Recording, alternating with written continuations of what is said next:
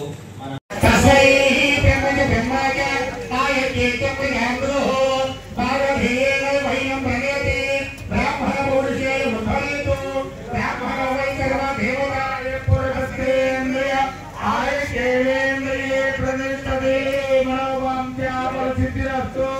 आयुरारोग्यैश्वर्य भोगभाग्याभिवृद्धिरस्तु उन्नत राजकीयोग्यता फलसिद्धिरस्तु।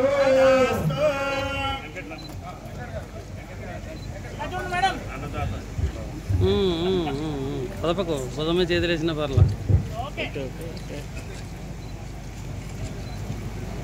అందరు దిగండి రాజు గారిని మాట్లాడదాం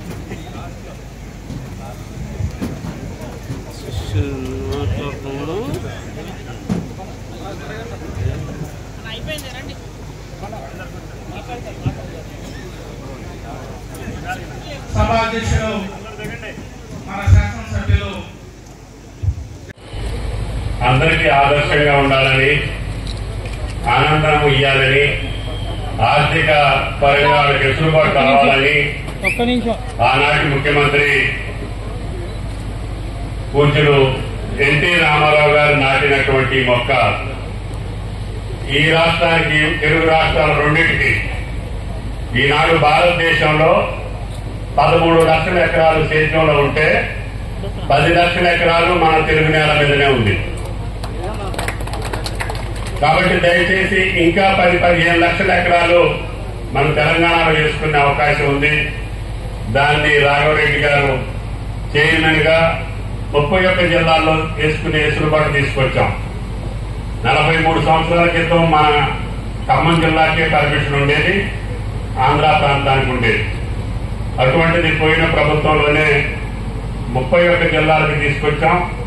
అన్ని జిల్లాలు కూడా ఈనాడు కొన్ని ప్రైవేట్ కంపెనీలకి, కొన్ని ఆయిల్ ఫెడ్ కూడా ఉంచి ఈ యొక్క వ్యవసాయాన్ని ముందుకు తీసుకెళ్తే రైతు నిబ్బరంగా, నిశ్చింతగా వ్యవసాయం ఎప్పుడు కూడా తను మోసం చేసే అవకాశం ఉండదనే ఆలోచనతో ఈనాడు నాకు ఈ ప్రభుత్వంలో వచ్చినటువంటి అవకాశాన్ని, నేను ఏ శాఖలో ఉన్నా ఈ శాఖని ప్రోత్సహిస్తూనే దీనికి కావలసినటువంటి వెసులుబాటు క్రియేట్ చేసి, పోయిన ప్రభుత్వంలో మన ఫ్యాక్టరీ రావడం మూలన ధర కూడా అనుకున్నట్లుగా ఒడిదుడుకులున్నా ఈనాడు రైతుకు సంతోషపడేటట్టుగా ధర నిర్ణయం జరుగుతూ ఉంది.